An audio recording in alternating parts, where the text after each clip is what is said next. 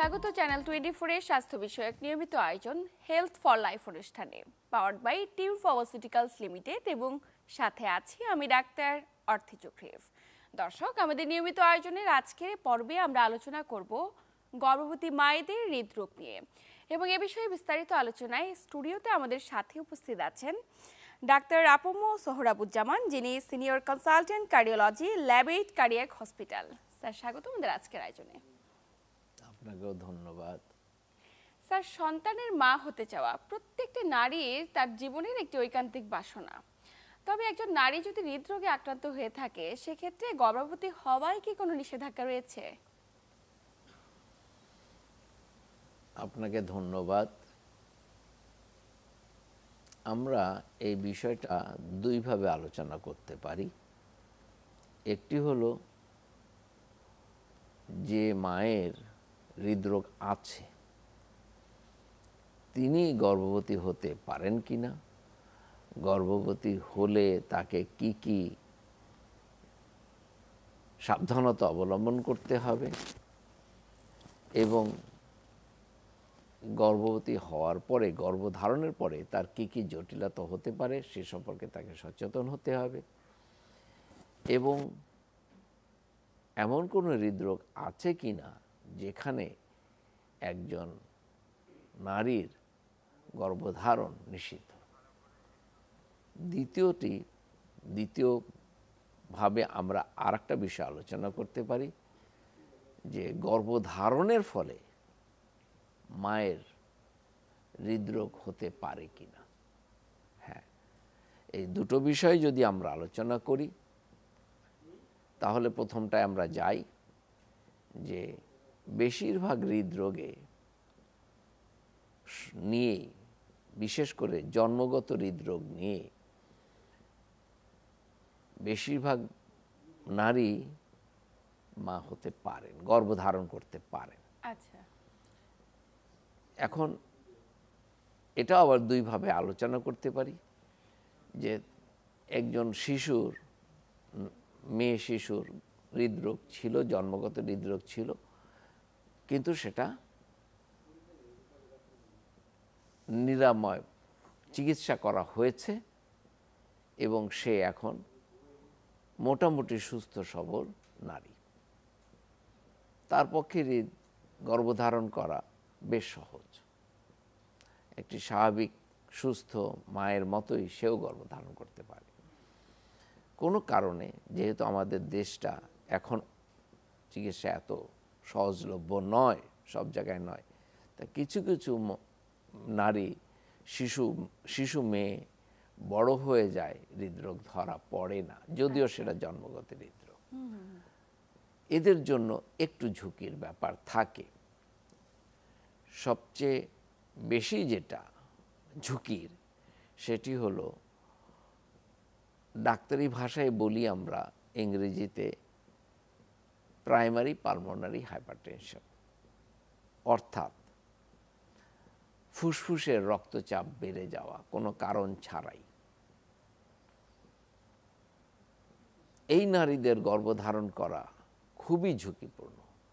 এমনকি কিছু কিছু ক্ষেত্রে চিকিৎসকরা নিষিদ্ধ করেন যে আপনি কখনই গর্ভধারণ করবেন না, কারণ আপনাকে বেঁচে থাকার জন্য আপনার জন্য গর্ভধারণ নিষিদ্ধ।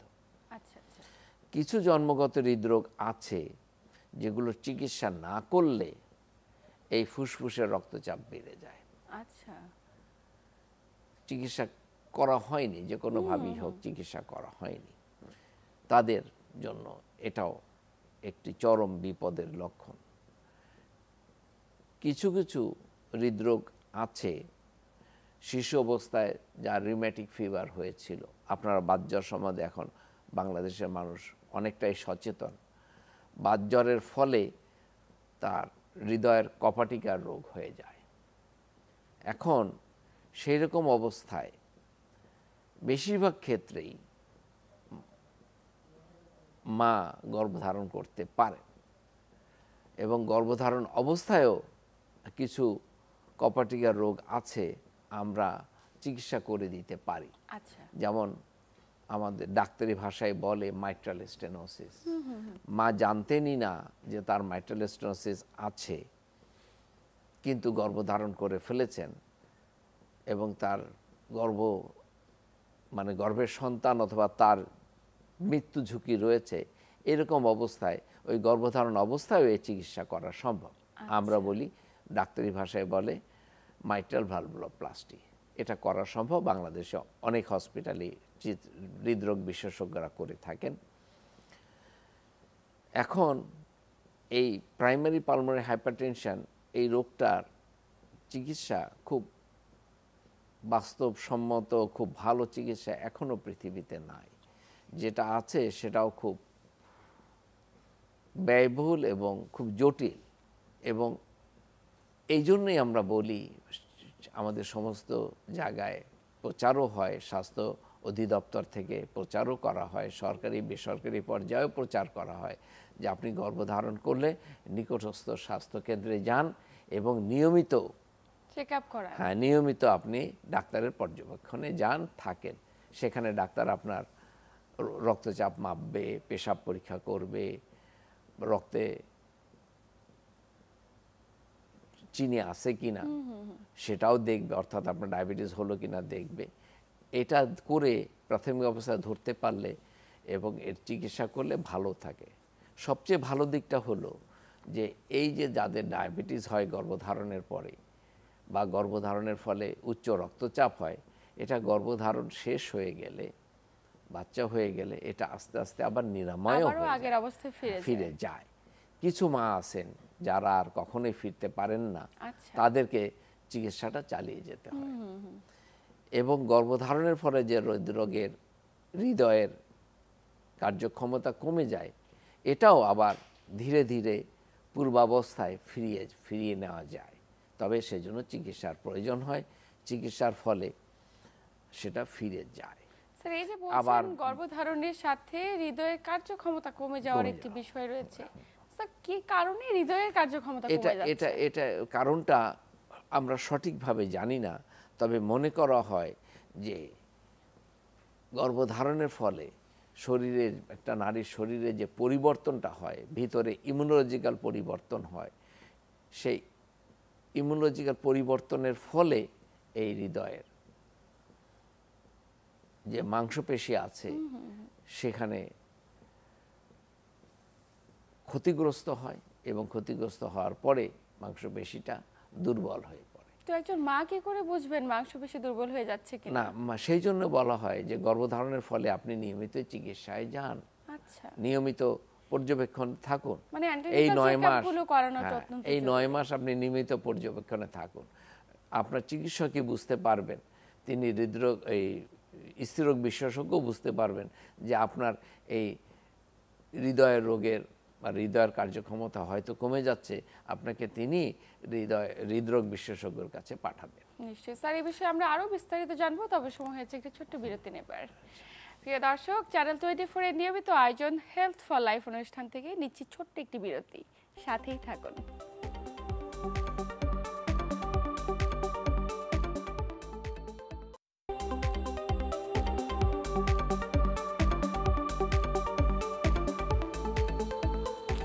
দর্শক, বিরতির পর আবার সবাইকে স্বাগত জানাচ্ছি চ্যানেল 24 এর নিয়মিত স্বাস্থ্য বিষয়ক আয়োজন হেলথ ফর লাইফ অনুষ্ঠানে, পাওয়ার্ড বাই টিউ ফার্মাসিউটিক্যালস লিমিটেড, এবং সাথে আছি আমি ডাক্তার অর্থি জুখরিফ। আমার সাথে আছেন একজন বিশেষজ্ঞ চিকিৎসক। স্যার, বিরতির পর আবার স্বাগত আমাদের আজকের আয়োজনে।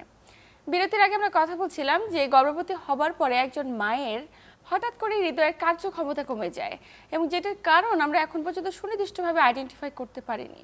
স্যার, এই বিষয়ে আরো বিস্তারিত জানতে চাই। এখন গর্ভধারণের পরে একটা মায়ের যে শারীরিক পরিবর্তন হয়, সেই শারীরিক পরিবর্তনের সময় চিকিৎসক বুঝেন যে এখন তার চিকিৎসার দরকার আছে এবং তার পরীক্ষা নিরীক্ষা দরকার আছে। যেমন অনেক সময় দেখা যায় যে গর্ভধারণের পরে বা গর্ভধারণ মানে বাচ্চা হয়ে যাওয়ার পরেও হঠাৎ করে মায়ের শ্বাসকষ্ট শুরু হয়ে যায়, অথবা ধীরে ধীরেও শুরু হতে পারে।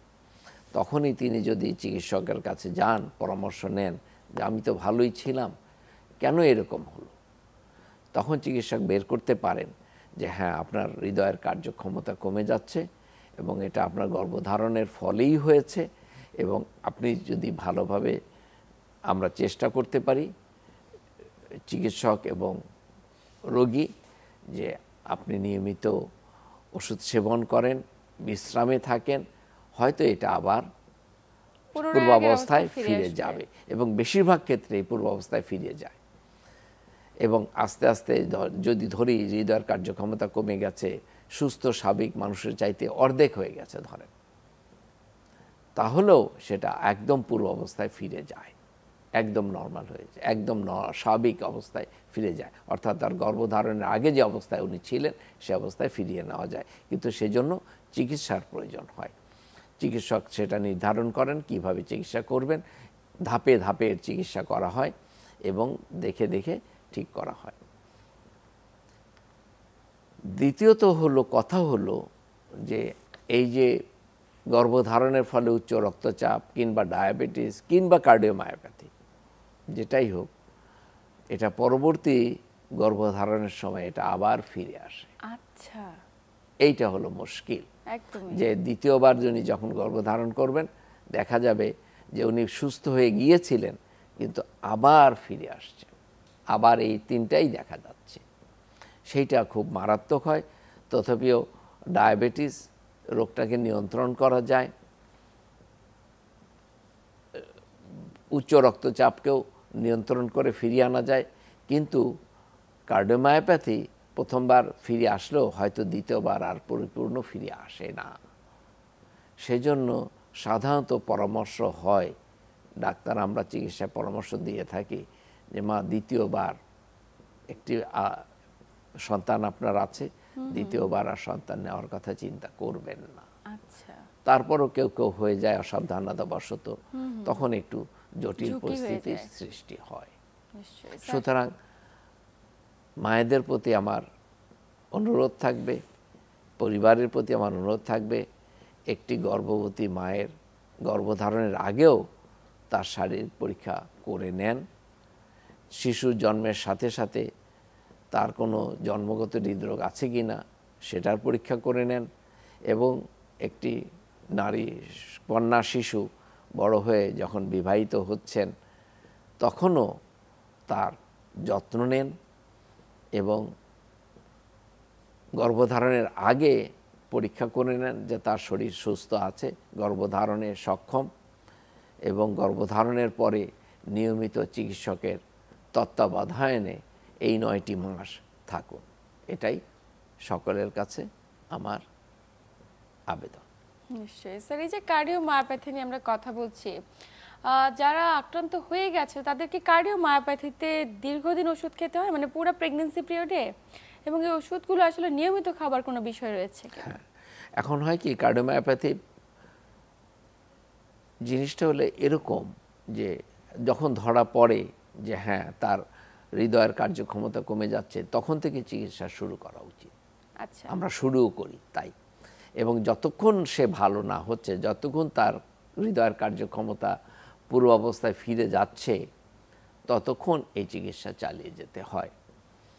এবং যদি দুর্ভাগ্যজনকভাবে একেবারে পূর্বাবস্থায় ফিরে না যায় তাহলে তাকে আজীবন চিকিৎসার মধ্যেই থাকতে হয়। আচ্ছা, আচ্ছা। এক্ষেত্রে তার অনাগত যে সন্তানটি তার গর্ভে রয়েছে, এই সন্তানটির আসলে হৃদরোগে আক্রান্তের ঝুঁকি কতটুকু? না, এইটার সঙ্গে সন্তানের হৃদরোগের, জন্মগত হৃদরোগের ঝুঁকি আসলে নেই, সম্পর্কিত না।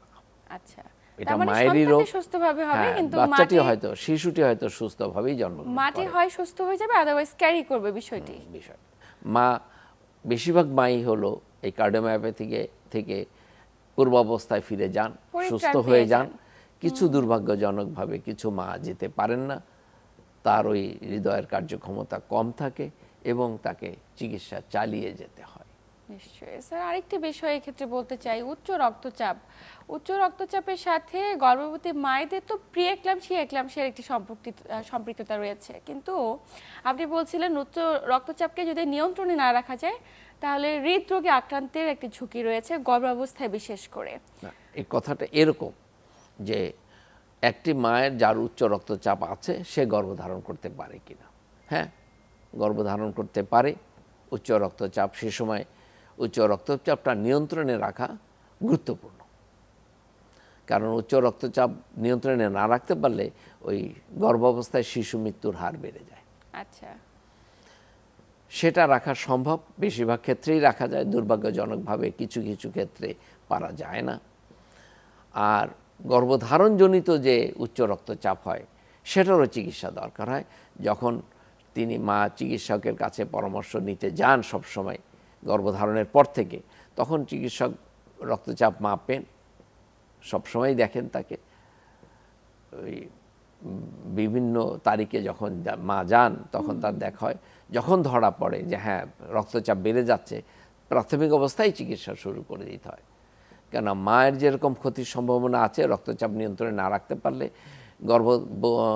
গর্ভাবস্থার শিশুটিরও মৃত্যু ঝুঁকি থেকে যায়। আচ্ছা আচ্ছা, এই দুইটা নিয়ে চিন্তিত, এবং সেই জন্যে এই বিষয়ে বিশেষ গুরুত্বপূর্ণ গুরুত্ব দিয়েই যে চিকিৎসক মায়ের চিকিৎসা করে থাকে। নিশ্চয়ই। তো একজন গর্ভবতী মা যারা কার্ডিয়াক নানা ধরনের ডিজিজে আক্রান্ত হচ্ছেন, তাদের স্যার খাদ্যাভ্যাসে কি কোনো বিশেষ আপনি নিয়ম মেনে চলার পরামর্শ দেবেন? না, খাদ্যাভ্যাস যে খুব বেশি প্রভাবিত করে তা নয়, কেন মাকে তো তখন ভালো খাবার খেতে হয় শিশুর জন্যই। সুতরাং সে সময় খাদ্যাভ্যাস যে খুব পরিবর্তনের দরকার হয় তা না। যে শিশুর জন্য যে খাদ্যটা মায়ের জন্য জরুরি সেটা দেওয়া যায়। যদি হ্যাঁ রক্তচাপ উচ্চ রক্তচাপ হয়ে যায়, তখন আমরা তাকে নিষেধ করি যে আলাদাভাবে যদি আপনার লবণ খাওয়ার অভ্যেস থাকে সেটা ত্যাগ করুন। নিশ্চয়ই। আপনি শারীরিক পরিশ্রম কিছুটা হলেও করুন, হাঁটা চলা করুন, যাতে আপনার রক্তচাপ কম থাকে। এই পরিবর্তনটুকুই লাগে। কিন্তু মার যদি গর্ভধারণের ফলে ডায়াবেটিস হয়ে থাকে, একদমই অনেক তাহলে তাকে হ্যাঁ অনেক হয়, আমরা বলি গর্ভধারণ জনিত ডায়াবেটিস, হ্যাঁ বলি আমরা আমাদের ডাক্তারি ভাষায়। সেটা হলে তাকে খাদ্যাভ্যাস অনেক নিয়ন্ত্রণ করতে হয়। কারণ তার রক্তের শর্করা, চিনিটা নিয়ন্ত্রণে রাখতেই হবে, না হলে ওই শিশুটির অনেক ক্ষতি হয়। শিশুটি আকারে বড় হয়ে যায়, ওজন বেশি হয়, মায়েরও কষ্ট হয়, শিশুটিও বিভিন্ন জটিলতায় ভোগার সম্ভাবনা থাকে। এবং স্যার বর্তমানে আমরা তো সেডেন্টারি লাইফস্টাইলে হ্যাবিচুয়েটেড, আমরা হাঁটাচলা করছি না, শারীরিক পরিশ্রম করছি না, এটির উপর আসলে কতটুকু ইফেক্ট করতে পারে গর্ভবতী মায়ের? এটা তো শুধু মায়েদের জন্য কেন, এটা সব মানুষের জন্য প্রযোজ্য, সমগ্র জাতির জন্য প্রযোজ্য, যে আপনারা অলস থাকবেন না। অলসতা খুব অনেক রোগের কারণ হয়ে দাঁড়ায়। এই যে নিয়মিত হাঁটা, নিয়মিত ব্যায়াম করা, শারীরিক এবং মানসিক পরিশ্রম করা, এটা তো সাধারণ কথা। প্রত্যেকটা মানুষের জন্য এটা প্রত্যেকটি ব্যক্তিকে এই ধরনের লাইফস্টাইল মেনে চলাটা অত্যন্ত জরুরি। স্যার, আমরা আলোচনার একদম শেষ প্রান্তে। আপনাকে আন্তরিক ধন্যবাদ গুরুত্বপূর্ণ তথ্য এবং পরামর্শের মাধ্যমে দর্শকদের উপকৃত করবার জন্য। আপনাকেও ধন্যবাদ, আমাদের দর্শকদেরও ধন্যবাদ। দর্শক, এই ছিল আমাদের আজকের আয়োজন। এতক্ষণ সাথে থেকে আমাদের আয়োজন দেখার জন্য সবাইকে আন্তরিক ধন্যবাদ। দেখা হবে আগামী পর্বে ঠিক একই সময়ে নতুন কোন আলোচনায়। ততক্ষণ পর্যন্ত সবাই ভালো থাকুন, সুস্থ থাকুন এবং চ্যানেল 24 এর সাথেই থাকুন।